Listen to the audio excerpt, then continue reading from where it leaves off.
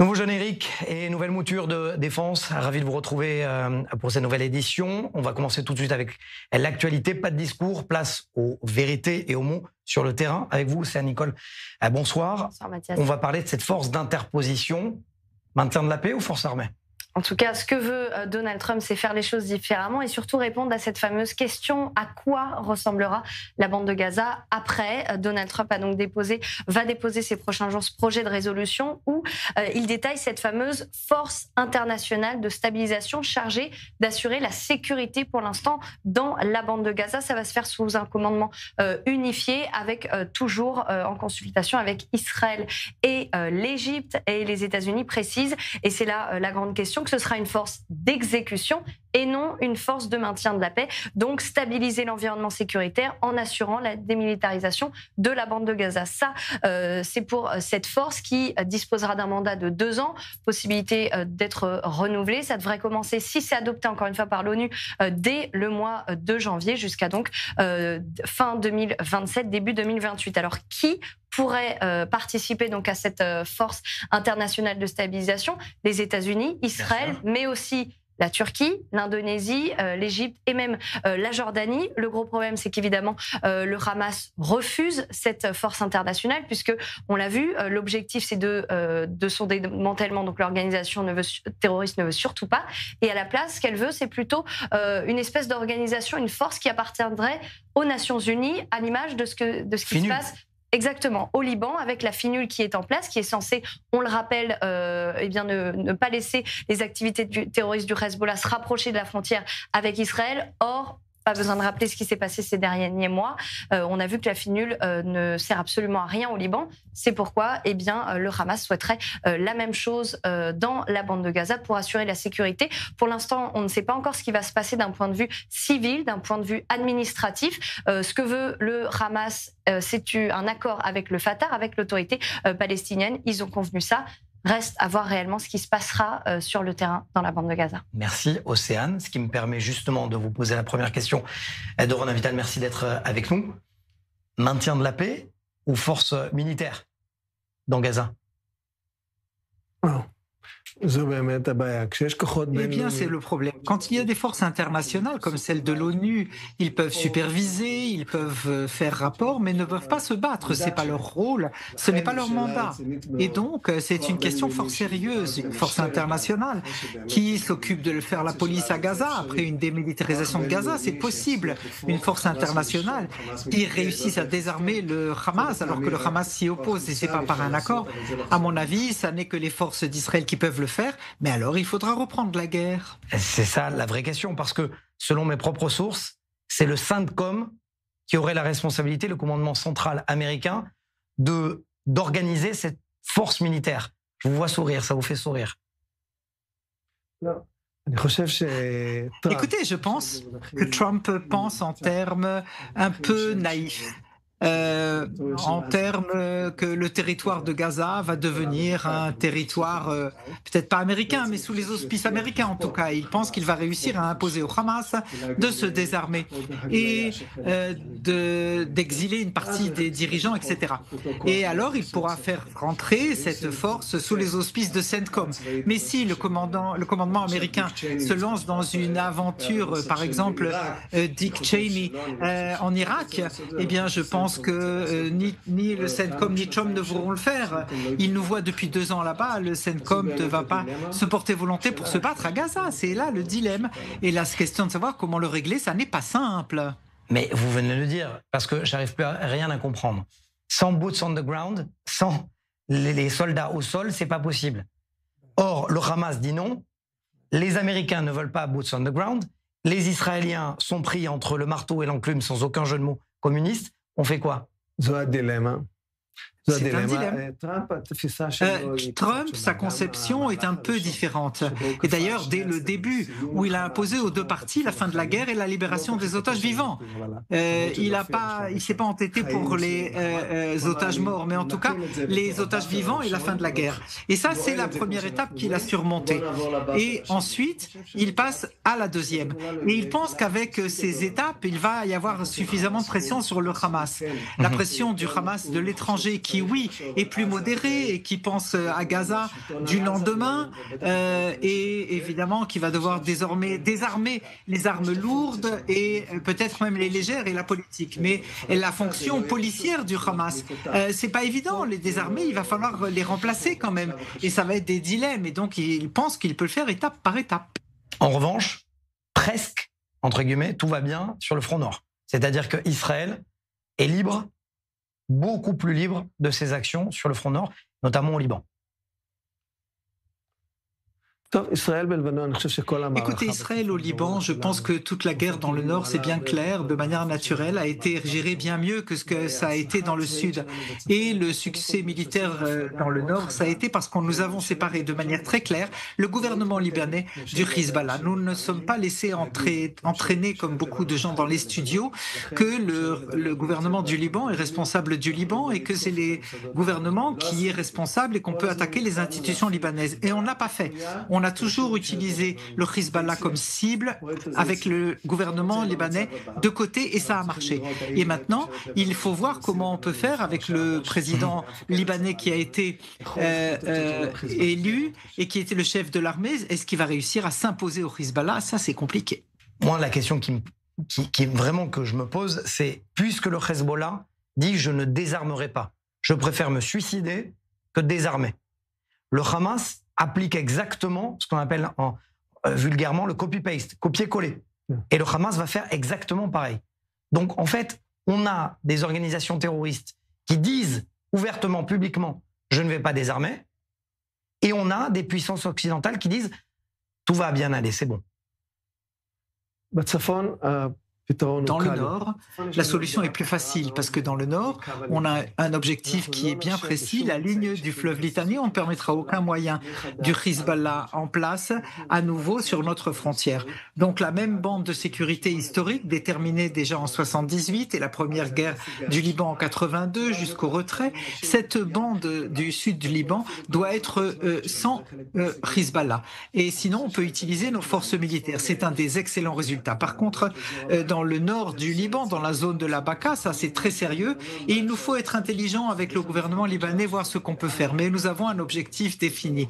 À Gaza, c'est beaucoup plus clair parce que on ne pourra pas reconstruire Gaza sans démilitarisation de Gaza.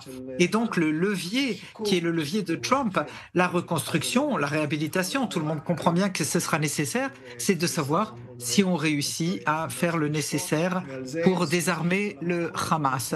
Et donc cela doit être avec toute la coalition arabe qui essaie de fixer donc cet accord. Donc, ça passera automatiquement par le désarmement du Hamas. La question est qui, selon vous, au moment présent, qui va le faire? Je le dis et le répète, cela ne peut être fait que par une pression du levier de la reconstruction face au désarmement. Et nous avons des acteurs, comme par exemple le Hamas politique qui est au Qatar, sous le contrôle du Qatar. Et le Qatar est engagé à cet accord. Les Américains et le Qatar sont maintenant ensemble.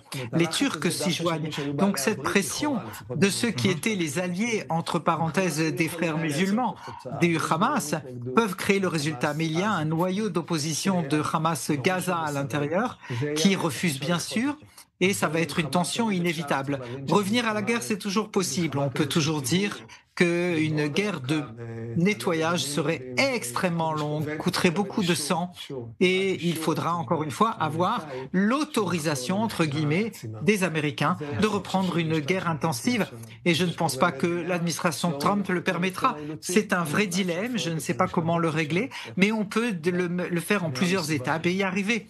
Mais ça semble très compliqué. Effectivement, si c'était simple, ça serait pas le Proche-Orient, tout simplement. C'est la raison pour laquelle il y a des émissions comme Défense pour mieux expliquer. On tentait de le faire. Merci beaucoup, Doron Avital, ancien lieutenant-colonel des Sayeret Matkal, le commando Matkal israélien. Merci à vous.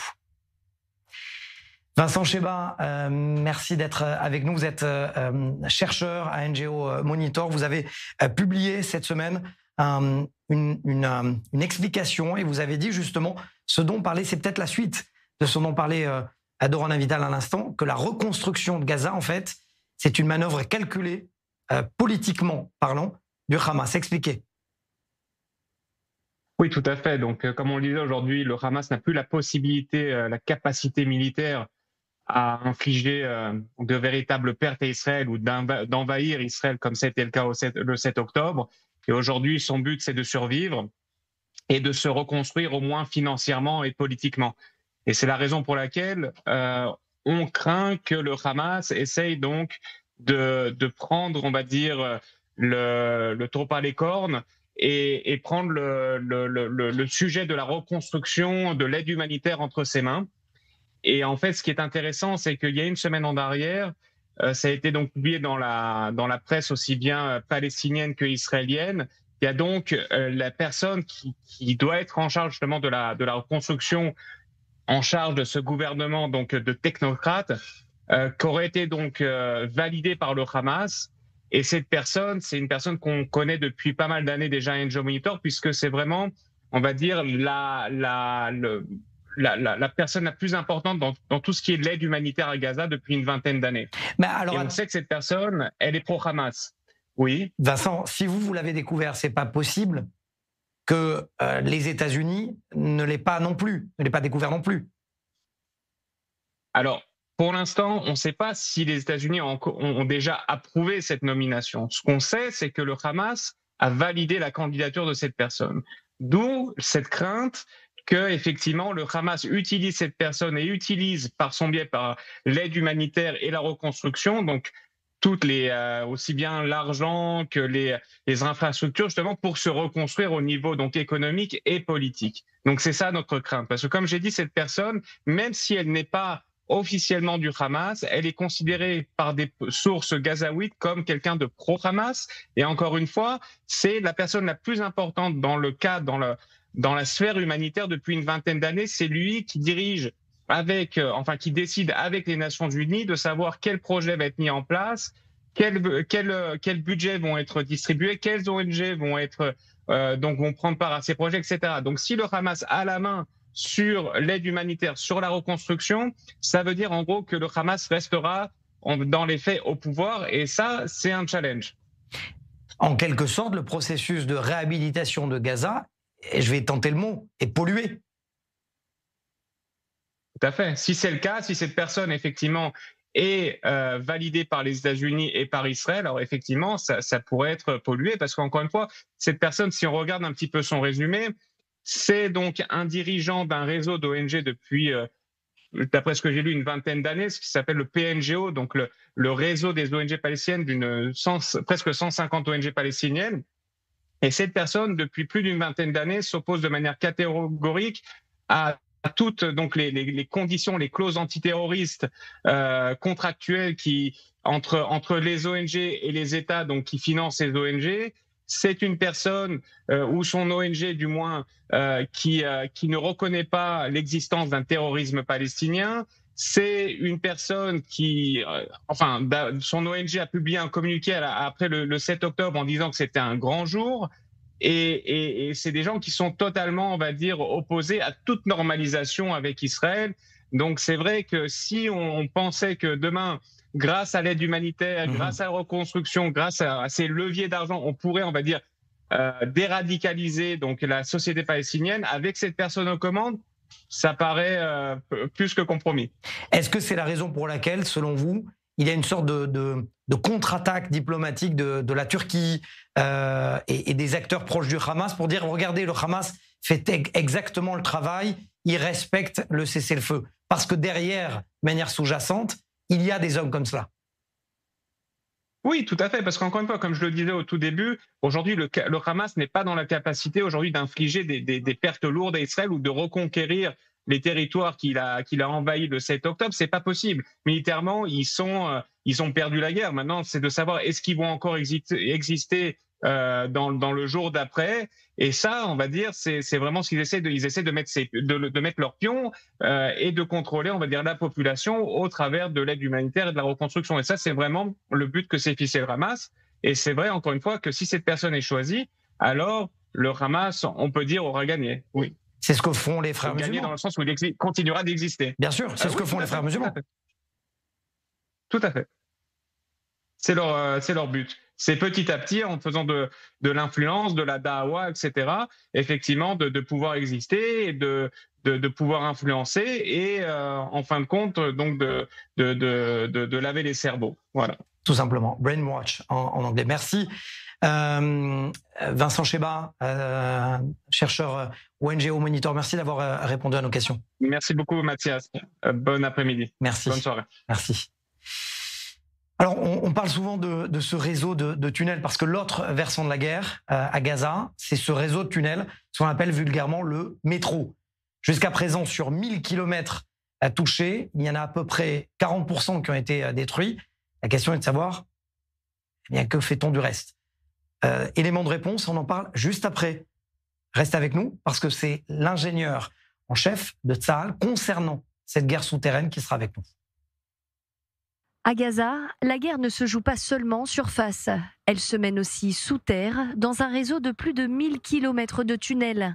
Un réseau devenu la priorité absolue du ministre de la Défense. Israël Katz a donc ordonné à l'armée de détruire tous les tunnels du Hamas dans la zone où elle s'est retirée après la mise en œuvre de l'accord. La politique d'Israël à Gaza est claire. Tsahal s'efforce de détruire les tunnels et d'éliminer les terroristes du Hamas sans aucune restriction dans la zone jaune sous notre contrôle. L'objectif, au-delà du retour de tous les otages, est de désarmer le Hamas et de démilitariser Gaza. Pourtant, depuis dimanche, des informations font état de 150 à 200 terroristes piégés dans le complexe de tunnels près de Rafah, sous la zone contrôlée par Israël. Ce sont les mêmes terroristes ayant attaqué les forces israéliennes ces derniers jours. Ils ne peuvent donc pas sortir du tunnel sans risquer une confrontation avec les troupes de Tsahal. Selon Israël Katz, plus de 60% des tunnels du Hamas étaient encore intacts au moment de la mise en œuvre du cessez-le-feu. Mais les estimations concernant la taille de ce réseau ont varié au fil du temps. Il y a 6 mois, la situation semblait encore plus préoccupante, avec seulement 25% du réseau mis hors d'usage. Difficile à localiser, les tunnels représentent la dernière arme stratégique du Hamas. Construit méthodiquement, ce réseau souterrain, appelé aussi le métro, abrite centres de commandement, dépôts d'armes, lieux de détention d'otages et sert de refuge aux terroristes du Hamas. Un système pensé pour y opérer, manœuvrer et se volatiliser sous la pression. Quel plaisir de vous avoir, Yehuda Kfir. Merci d'être avec nous. Vous êtes commandant de réserve de l'armée israélienne. Et pourquoi je vous ai demandé de venir ? Parce que vous êtes le spécialiste en Israël de la guerre souterraine. Vous êtes ingénieur de formation. Vous connaissez parfaitement cette guerre souterraine.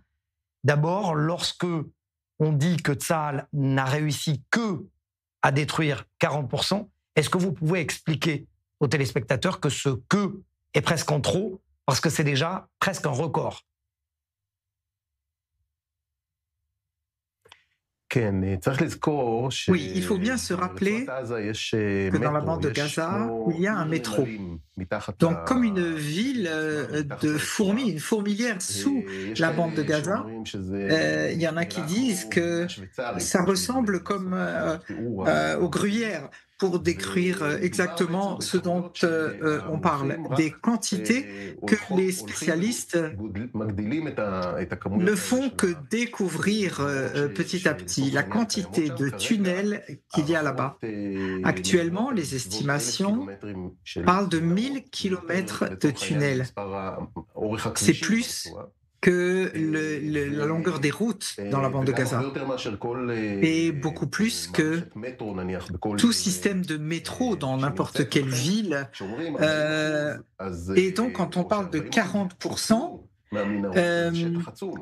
des métros, des tunnels liquidés, c'est énorme, mais il en reste encore énormément qui n'ont pas été traités, auxquels on n'est pas encore arrivé, et le Hamas base sa force sur ces tunnels-là. Est-ce que vous pouvez expliquer de manière didactique pourquoi c'était compliqué, notamment pour la division 98, d'opérer en souterrain et en surface en même temps ? Ce que vous présentez ici est un point important et intéressant du point de vue militaire, parce que il n'y a pas beaucoup de cas dans l'histoire en général de guerre qui est souterraine. Et là, le cas échéant, il y a une particularité encore plus importante parce que c'est un territoire urbain. C'est pas seulement une guerre en territoire urbain, mais en plus, tous ces éléments souterrains et une organisation terroriste et non pas une armée organisée de manière conventionnelle. Tout cela combiné crée un défi énorme et complexe auquel ne s'est affrontée aucune armée au monde auparavant.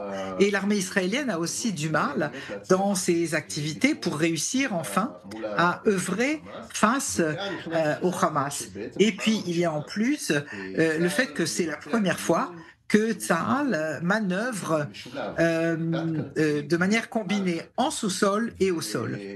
Et donc, c'est la première fois que ça a été fait, c'était à Khan Younes, avec le bataillon 98. On ne voit pas encore de poursuite à cette conception. Et c'est une bonne question, ce qui se passe. Je pense que dans le système militaire, il y a aussi des débats. Est-ce que cette méthode est efficace ou plus ou moins? Comment se préparer? Comment construire une armée et des unités pour qu'elles puissent faire ce type de manœuvre combinée? Yehuda Kfir, j'y étais dans un des tunnels dont vous parlez, à Khan Younes. C'est plus qu'un gruyère. Il y a des galeries de partout. Ça va à droite, à gauche, de partout. Il y a des nouvelles galeries. Est-ce que les soldats israéliens pourront un jour connaître autant de détails de ces tunnels que les hommes du Hamas eux-mêmes?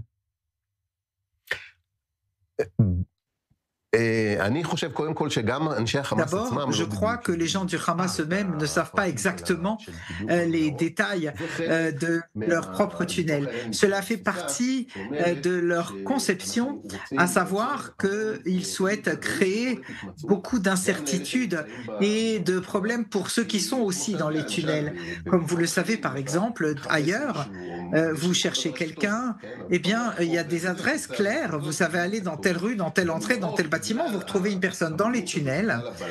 Comme les choses sont un peu entremêlées, vous n'avez pas cette capacité. Et même les gens qui connaissent les tunnels peuvent bien sûr aussi se tromper.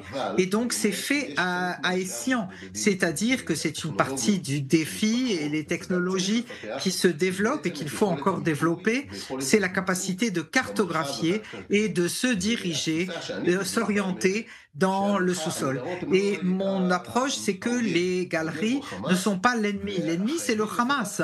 Et nous devons développer la capacité du contrôle des souterrains. Et une partie de ce contrôle parle de la cartographie, de la compréhension exactement de là où se trouve chaque chose dans ces galeries souterraines. Excusez-moi, Yehuda Kfir, je fais partie de cette génération qui a appris au cours d'histoire ce qu'était la guerre du Vietnam, par exemple. Et dans les tunnels, par exemple, où à Saïgon, il y avait des tunnels souterrains où les Américains se sont cassés le nez à cause de ces tunnels. Donc, qu'a fait le Hamas de nouveau par rapport à ce qu'ont fait les Vietnamiens face aux Américains?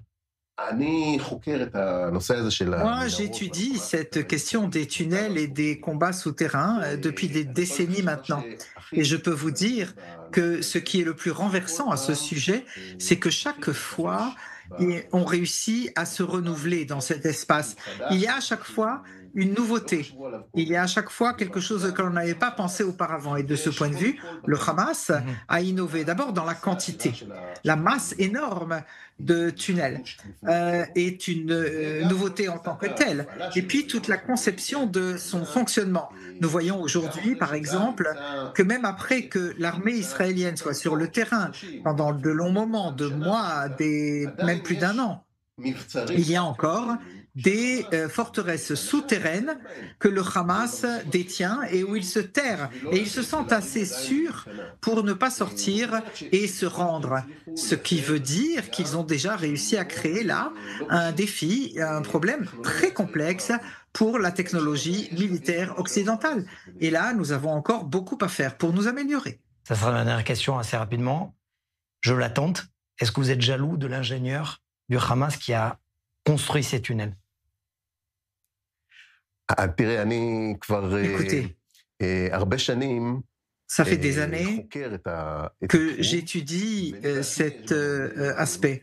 Et j'ai déjà, moi aussi, plein d'idées et plein de compréhensions. Non, je ne suis pas jaloux de l'ingénieur qui a construit ce système souterrain extrêmement complexe. Je ne pense pas qu'il y ait beaucoup de quoi être fier. Mais je crois que je suis jaloux de ces ingénieurs de l'armée israélienne qui, en fin de compte, vont développer les capacités d'attaque souterraine et vont amener, je pense, l'armée israélienne à être la première armée au monde ou la seule au monde qui soit capable de combattre en sous-sol comme il en est capable au sol et aussi dans les airs. Hyper intéressant. J'espère que la prochaine interview, on pourra la faire peut-être dans un tunnel, justement. Vous pouvez m'expliquer par où on va et vers où on doit combattre. Merci, Yehuda Kfir, d'avoir été avec nous. Restez avec nous. Deuxième partie, merci à vous. Dans quelques instants, juste après la pause.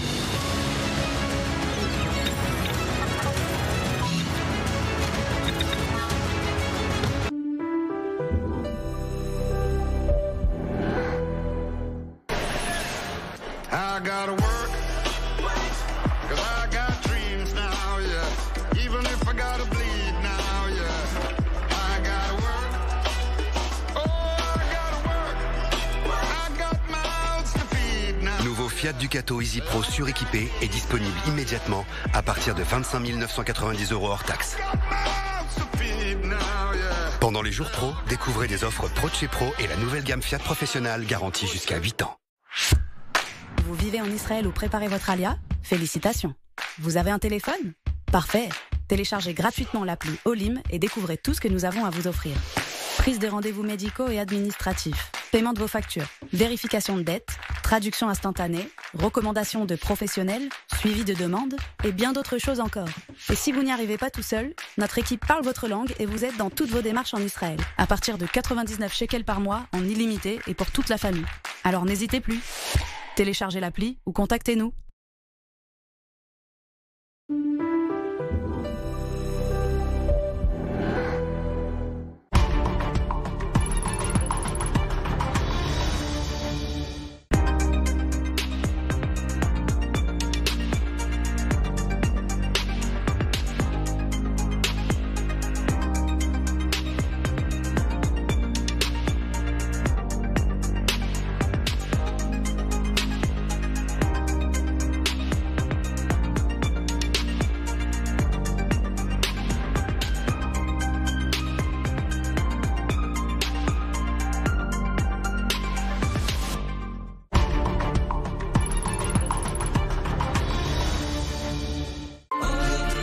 Est une terre d'innovation, de diversité et de rêves devenus réalité. Depuis sa création, le pays a su attirer des talents venus du monde entier qui participent chaque jour à écrire une histoire collective unique. Audioter Tov, c'est une soirée exceptionnelle à la rencontre de celles et ceux qui ont fait le choix de l'Alia et font à présent battre le cœur de ce pays. Un grand rendez-vous en prime time pour célébrer la réussite, l'intégration et l'avenir. Audioter Tov, le 9 novembre sur i24 News.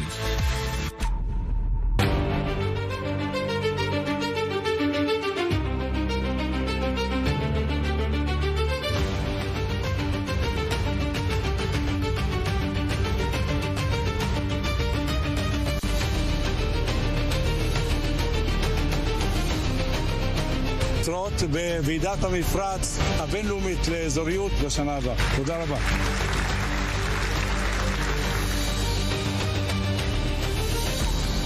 Géopolitique, conflit, diplomatie, société. Les événements s'enchaînent, se répondent, s'influencent. Ils sont les pièces d'un même puzzle. Nos regards croisés, nous relions les points de vue au-delà des frontières et des clichés. Analyse, experts, témoins, des voix différentes, une même exigence. Regards croisés, poser les bonnes questions et voir le monde autrement.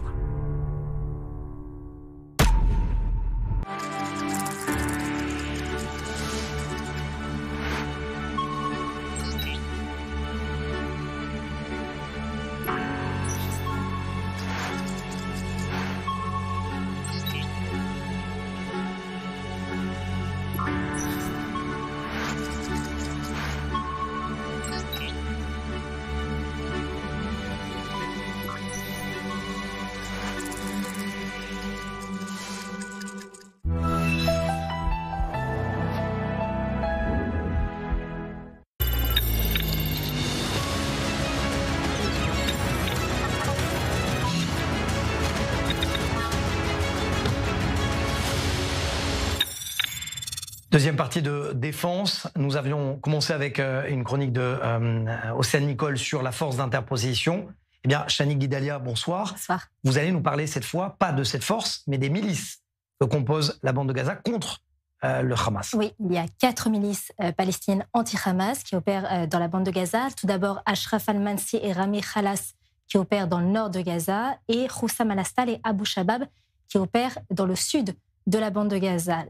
Ces 4 milices sont engagées dans un projet commun qui s'appelle le Nouveau Gaza. Donc un Gaza, mais sans Hamas. Et selon une enquête qui a été menée par Sky News, ces milices opèrent dans des zones qui sont sous contrôle israélien, donc derrière la ligne jaune, et elles obtiendraient un soutien matériel et logistique d'Israël. Et c'est vrai que si on regarde, si on voit d'abord dans le nord de la bande de Gaza, il y a les 2 milices Ashraf al-Mansi et Rami Khalas qui recevraient des convois depuis Israël. Dans une vidéo, il y a une voiture avec des fournitures qui se dirige vers le quartier général d'Ashraf al-Mansi et la route mène directement au terminal d'Erez.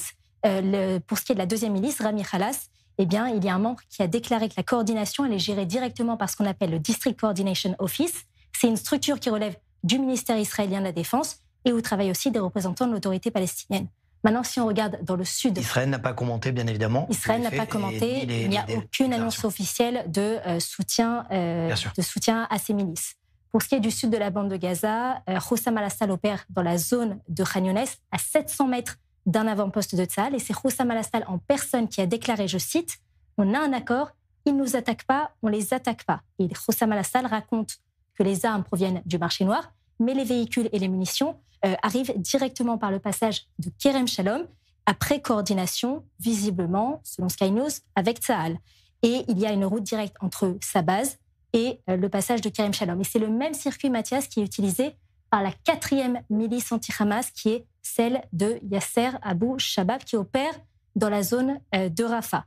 Évidemment, étant anti-Hamas, le Hamas accuse ces milices de collaboration militaire directe avec Tsahal. Et enfin, Sky News affirme qu'il y a plusieurs États arabes, dont les Émirats arabes unis, qui apporteraient aussi de leur côté un soutien discret. Là encore, c'est selon l'enquête de Sky News, il n'y a aucune annonce officielle des Émirats arabes unis sur ce point. Effectivement, j'ai confirmé avec ni Tsahal, ni le CENTCOM, commandement central américain, aucun ne commente, ni affirme, ni infirme les faits, tout simplement, silence radio. Merci pour ces détails, c'est important peut-être pour l'avenir, justement, des faits. Merci, Shani Guidalia.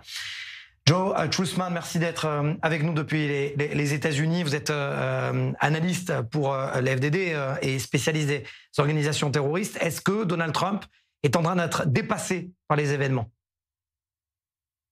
Oui. C'est toujours un plaisir d'être avec vous. Je pense que les États-Unis, plus que tout, souhaitent que le cessez-le-feu fonctionne. Et donc, ils utilisent ces diverses mesures comme levier de pression sur le Hamas et ses alliés pour que le cessez-le-feu fonctionne. Mais le Hamas a fait preuve, en particulier après le cessez-le-feu, qu'il n'est pas intéressé à appliquer complètement le plan des 20 points de cessez-le-feu du président Trump ou de cessez-le-feu. Mais lorsque le Hamas dit que le CENTCOM ment, par exemple en montrant des vidéos, il se moque de qui? Oui, il est clair que, en tout cas pour moi en tant qu'analyste, si quelqu'un dit quelque chose, ok, c'est une chose, mais je pense que les actions sont plus importantes que les mots, et ce que le Hamas a fait, en particulier après le cessez-le-feu, c'est la preuve qu'ils ne sont pas intéressés par le cessez-le-feu et qu'ils n'appliquent pas le cessez-le-feu. Ils attaquent l'armée israélienne, le Hamas exécute des Palestiniens opposés au Hamas, et bien sûr la vidéo de CENTCOM où le Hamas attaque un camion d'aide humanitaire. Donc le Hamas fait la preuve de toutes les manières possibles qu'il n'est pas intéressé à appliquer le cessez-le-feu et le plan de cessez-le-feu. Et donc l'action étant plus importante que les paroles, le Hamas ne fait rien qui soit en accord avec le cessez-le-feu et le plan. La question que tout le monde se pose en Israël, Mais est-ce que vous la posez aux États-Unis? Est-ce que le président Trump a ses limites?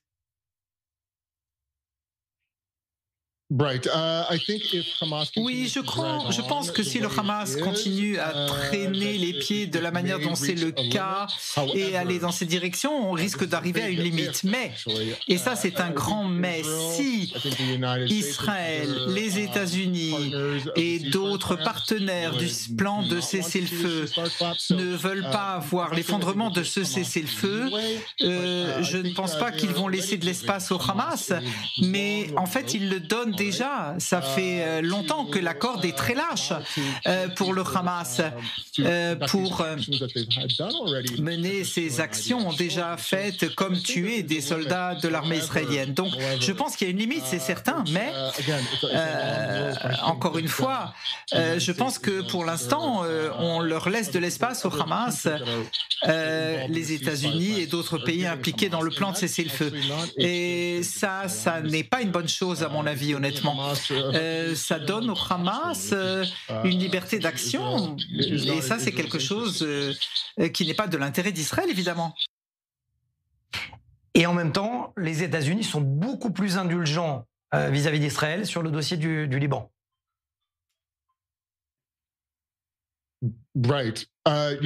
Oui, je pense que ça a été pendant le week-end que Tom Barrett, l'envoyé américain, l'émissaire, a dit au gouvernement libanais, écoutez, vous ne faites pas suffisamment pour désarmer le Hezbollah. Et encore une fois, nous le voyons sur le terrain. Ces derniers jours, ces dernières semaines, Israël a dû lancer des attaques, en particulier contre les forces Radouane du Hezbollah, des attaques ces derniers jours qui ciblent ces membres d'élite soi-disant du Hezbollah. Donc il y a quelque chose qui se passe. Israël comprend bien que le gouvernement libanais ne va pas désarmer le Hezbollah. Et franchement, tous ceux qui regardent le Sud-Liban, ce qui se passe au Liban en général, avec le Hezbollah, comprend bien et a compris dès le début que ce serait pratiquement impossible que le gouvernement libanais désarme le Hezbollah. Et c'est ce que nous voyons maintenant, je pense. Et encore une fois, je pense que les États-Unis vont donner encore une fois plus de liberté à Israël d'attaquer le Hezbollah dans les semaines et les mois à venir si le Hezbollah continue à travailler à sa régénération au Sud-Liban. Pourrait-on dire que Gaza-Liban, deux stratégies américaines différentes? Je dirais qu'il y a différentes stratégies dans le sens où, écoutez, le Hezbollah est un animal complètement différent du Hamas. Ce sont deux organisations différentes. Nous savons par exemple, et les Israéliens comprennent bien que le Hezbollah ne va pas être désarmé, et on peut dire la même chose du Hamas. Mais la grande différence ici, c'est que Israël est à Gaza, pas seulement à Gaza, mais ils ont la moitié du territoire de Gaza sous contrôle. Et donc, ils sont beaucoup plus impliqués à Gaza, encore une fois, avec le Hezbollah. Le Hezbollah est beaucoup plus fort que le Hamas et toutes les autres factions palestiniennes combinées. Donc, je pense qu'il y a beaucoup plus de travail pour les Israéliens au Sud-Liban ou au Liban en général contre le Hezbollah pour dissuader cette force et la démanteler. Mais je ne pense que ni dans le nord ni dans le sud, le Hamas ou le Hezbollah ne vont désarmer. Ils sont en train de se réarmer, de se préparer pour les prochains combats. Comme toujours et comme moi, vous êtes très très optimiste. Merci Joe Chusman. Merci beaucoup de m'avoir accueilli.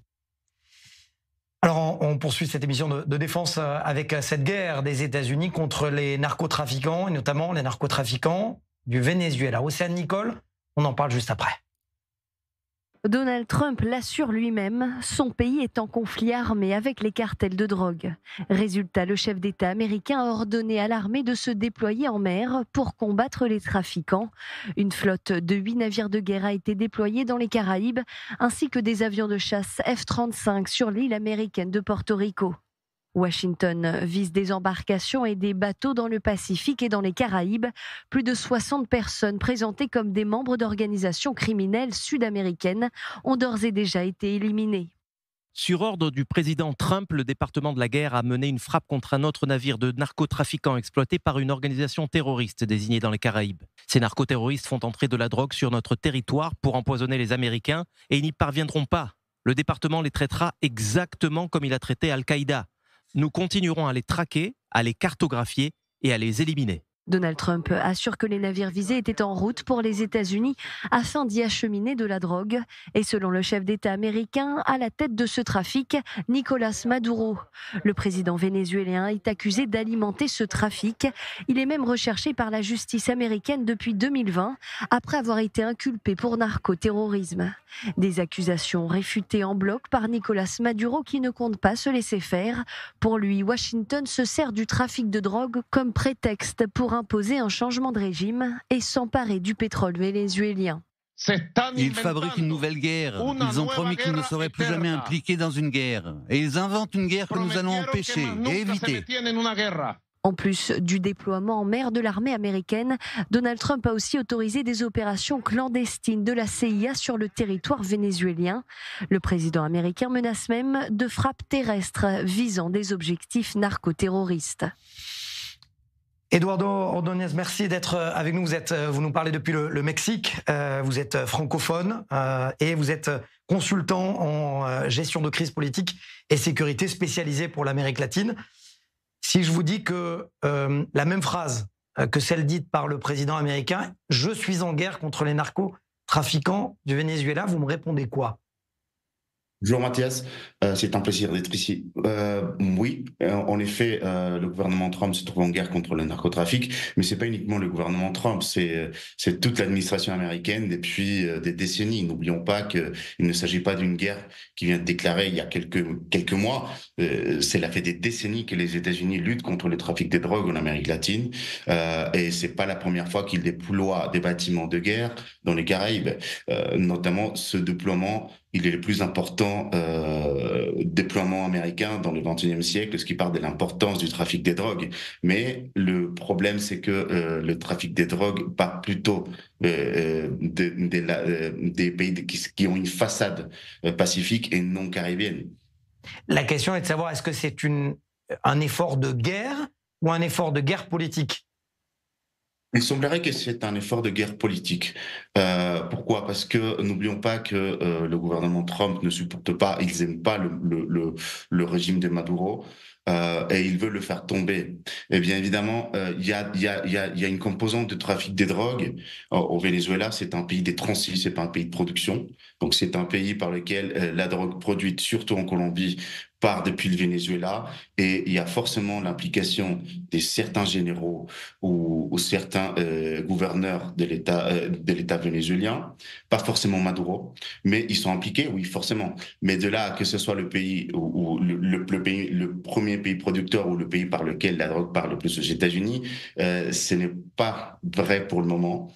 Je dirais que la plupart des drogues partent via l'Équateur, via la Colombie et aussi le Pérou, et notamment il arrive au Mexique, que le Mexique c'est une autre composante de cette guerre contre les trafics des drogues. Mais vous êtes d'accord, Eduardo, vous êtes quand même d'accord que le trafic de drogue sert aussi à financer le terrorisme. C'est pour cela qu'on appelle le narco-terrorisme. Est-ce que dans sa politique anti-iranienne, Donald Trump ne va pas chercher aussi à affaiblir un soutien de l'Iran sur le dossier de la drogue du Hezbollah et de la drogue iranienne ? Il y a un lien, forcément, tu as raison Mathias, mais n'oublions pas que Trump a désigné les groupes terroristes ou les groupes de narcotrafiquants en Amérique latine comme terroristes, mais officiellement, parce que ils ont maintenant un problème de consommation des fentanyl. Donc c'est le premier problème qui a forcé Trump à déclarer, surtout les groupes mexicains, n'oublions pas qu'il a inclus 6 groupes mexicains de la criminalité organisée comme narcotrafiquants, mais oui, forcément, il y a un lien entre le Hezbollah, entre le Hamas et surtout les FARC en Colombie. pour le trafic des drogues en Iran, au Moyen-Orient. Oui, forcément. Ils organisent un trafic des drogues pour financer le terrorisme, mais je ne pense pas que ce soit la composante que Trump cherche. C'est surtout que Trump a déclaré les cartels mexicains et après le dit cartel des Soles qui dirige Maduro apparemment. Bon, toujours selon Trump, mais rien n'est éprouvé. Il n'y a pas de preuves pour dire que le président vénézuélien est à la tête d'un cartel de la drogue. Mais forcément, les autorités vénézuéliennes sont impliqués dans une certaine mesure. Si on suit les déclarations de Pete Hegseth, le ministre de la Défense, le secrétaire d'État à la Défense américaine, il va y avoir plus de frappes américaines contre des cibles au Venezuela. Mais là, vous êtes en train de dire que, en fait, le grand frère, si j'ose dire, des cartels, c'est au Mexique, ça se trouve. Donc, est-ce qu'on peut imaginer que les États-Unis frappent aussi des cibles mexicaines? Regardez, la dernière frappe rapporte hier. Ils sont frappés maintenant dans le Pacifique. Je pense que le gouvernement Trump l'a fait parce que beaucoup de médias ils ont fait pression en disant que 80% du trafic de drogue part de pays qui ont une façade avec le Pacifique et non par les Caraïbes. Même les rapports des Nations Unies contre la drogue l'ont confirmé. Donc ils ont commencé à frapper. Hier, ils ont frappé un bateau. Ils n'ont pas dit où exactement, mais dans le Pacifique. Ils ont fait couler un bateau, ils l'ont pulvérisé et ils ont tué 2 personnes. Donc ça rapporte de bilan à 17 attaques et 66 personnes tuées, des dits narcoterroristes. Mais oui, forcément, les grands frères de ces cartels se trouvent au Mexique, mais c'est un autre trafic complètement différent. Le Mexique est un pays des transits pour la cocaïne qui est produite en Colombie, au Pérou et en Bolivie. Elle arrive notamment par la façade pacifique et elle arrive dans le port de Manzanillo. Mais ce qui occupe Trump en ce moment, c'est les fentanyl. Il y a une crise des fentanyl aux États-Unis. En 2024, près de 50 000 personnes aux États-Unis sont mortes de 50 000 personnes. Oui. C'est une guerre. C'est une guerre lancée par celui qui l'a produit contre le régime américain. Ou la société américaine. Les cartels mexicains n'ont pas de... ils sont pas d'agenda politique. C'est le business, mais forcément, c'est très nocif pour les États-Unis. On peut pas dire que c'est une guerre, sinon on dirait aussi que toutes les compagnies qui vendent des armes, n'entendent que le Mexique a près de 30 000 morts par an. Et ces 30 000 morts, la plupart sont morts par des armes qui sont trafiquées depuis les États-Unis. Donc on pourrait pas dire que ça s'agit d'une guerre politique, mais il y a forcément aussi une composante que c'est les Chinois qui sont aussi impliqués. N'oublions pas qu'il y a quelques jours, les autorités mexicaines ont extradé un grand trafiquant de drogue chinois qui était basé à Cuba. Et ils vont l'extrader vers les États-Unis. Donc, c'est lui qui fournissait toutes les matières basses vers du fentanyl. Donc oui, il y a forcément aussi une composante politique. Mais c'est très compliqué de dire que ça soit une guerre ouverte.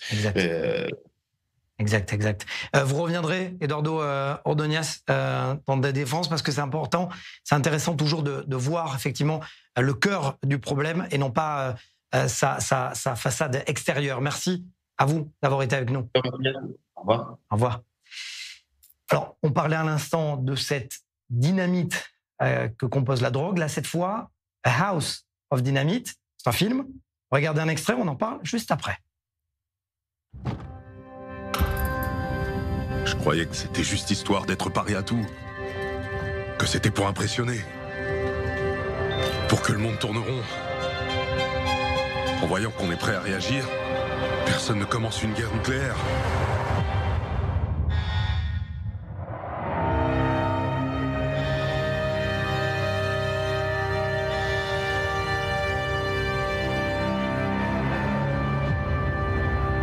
Il y a environ 3 minutes, nos radars ont détecté un missile balistique au-dessus du Pacifique. La trajectoire actuelle est cohérente avec un impact quelque part sur le territoire des États-Unis. On a déjà vu un niveau 2 ? Non. On est sûr de ça ? Le Stratcom veut l'ordre de déclencher un tir de représailles. Il va falloir que vous respiriez. On parle d'arrêter une balle avec une balle. Alors on joue à pile ou face, c'est ça ? On a investi 50 milliards de dollars pour un gadget ? Tu sautes dans la voiture et tu quittes la ville. Si nous ne prenons pas de mesures pour neutraliser nos ennemis, sans attendre, nous allons perdre la possibilité de le faire. Si on gère mal cette histoire, aucun de nous sera vivant demain. Il n'y a pas de plan B. On a fait tout ce qu'il fallait. On a fait tout ce qu'il fallait, putain! Tout ça n'a pas de sens. Avec toutes ces bombes, ces plans d'attaque.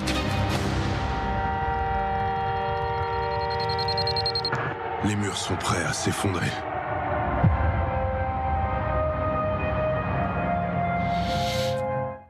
Général Bruno Clermont, bonjour, bonsoir, merci d'être avec nous.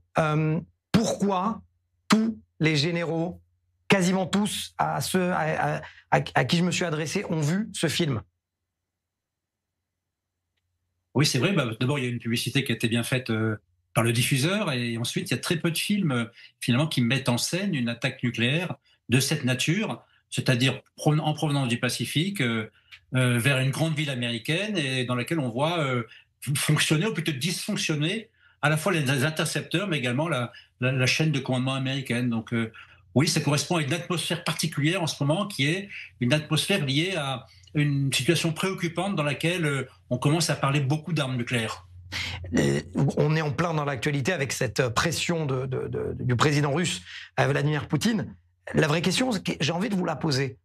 Au cours de vos longues années de carrière dans l'armée de l'air française, est-ce qu'à un seul moment, il a été question d'un tel exercice de dire on va recevoir un missile intercontinental à ogive nucléaire?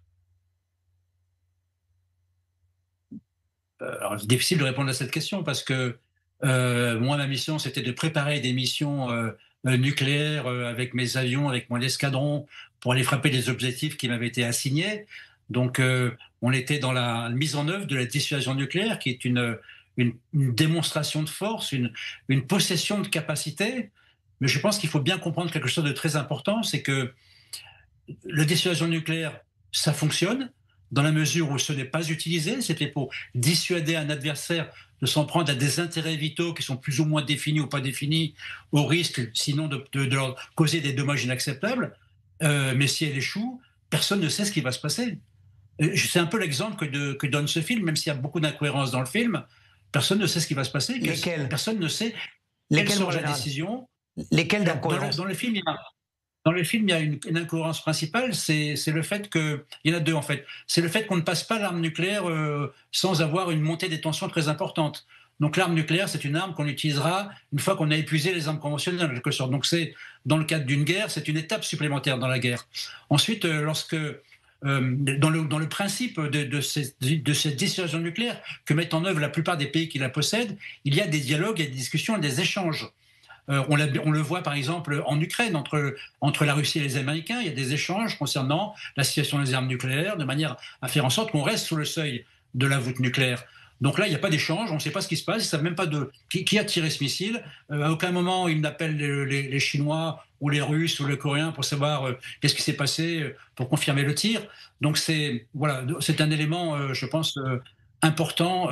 C'est pas comme ça que ça se passe. Mais en réalité, en dissuasion nucléaire, il y a beaucoup d'échanges. Il y a beaucoup d'échanges et on ne passe pas de la situation zéro à la situation dans laquelle on découvre qu'il y a un missile nucléaire qui arrive sur la ville de Chicago. J'aimerais comprendre, parce qu'en Israël, pendant des années, on a dit les Iraniens ne nous attaqueront pas frontalement. Ils l'ont fait par des missiles balistiques. Est-ce qu'il n'y a pas une sorte de déni de certaines puissances occidentales de dire personne ne nous attaquera avec un missile nucléaire? Alors, il y a deux choses. La première chose importante, c'est que l'arme nucléaire, la possession de l'arme nucléaire, la possession de la dissuasion nucléaire, de ce principe qui est de menacer l'adversaire de dégâts inacceptables, elle n'empêche pas la guerre. Elle n'a jamais empêché la guerre. Elle n'empêche pas la guerre, on le voit d'ailleurs entre Iran et Israël, elle n'empêche pas la guerre entre l'Ukraine, la Russie et les pays européens et l'OTAN par procuration. Elle limite simplement les conséquences de la guerre à un affrontement nucléaire direct entre les deux puissances. C'est important parce que si vous prenez l'exemple de Taïwan, par exemple, vous pouvez très bien imaginer qu'il y a un conflit entre les États-Unis et les Chinois sous la voûte nucléaire, sans qu'il y ait forcément l'usage d'armes nucléaires. Dans le cas d'Israël, moi, c'est vrai que j'ai été assez surpris du fait qu'il il y a eu des dizaines, des centaines de missiles balistiques qui sont tombés sur Israël en 2 vagues. À ma connaissance, jamais. Mais alors, c'est pour ça que il y a des choses qu'on sait, des choses qu'on ne sait pas. Il y a eu de menaces brandies de la part du régime israélien, de menaces nucléaires pour l'Iran, pour les faire arrêter ces frappes. En effet. Alors, c'est pas parce qu'il n'y a pas de menaces, qu'il n'y a pas de gesticulation. Je vais prendre un exemple très simple. Tout au début de la guerre en Ukraine, Poutine a tout de suite menacé les pays d'utiliser l'arme nucléaire. La réponse officielle a été nous, on n'a pas constaté de changement de la posture nucléaire de la Russie, donc on n'a rien fait. C'est pas vrai. En réalité, un certain nombre de pays ont mis en alerte plus de moyens nucléaires pour bien montrer à la Russie qu'ils avaient compris le message et qu'ils étaient prêts à répondre. C'est un jeu compliqué, l'affaire de la dissuasion nucléaire, mais je rappelle un point qui est important, c'est qu'il y a beaucoup de théoriciens, il n'y a aucun praticien. On n'a jamais utilisé l'arme nucléaire. La dissuasion nucléaire n'a jamais été mise en échec, et si elle a été mise en échec, je crois que personne n'est capable de dire ce qui se passerait. Effectivement, et justement, ce dont parle ce film, personne, puisque ce film s'arrête avant qu'il y ait impact et avant qu'il y ait surtout réponse. Merci Bruno Clermont d'avoir été avec nous. Exactement, on ne connaît pas la réponse du président des États-Unis. Exact.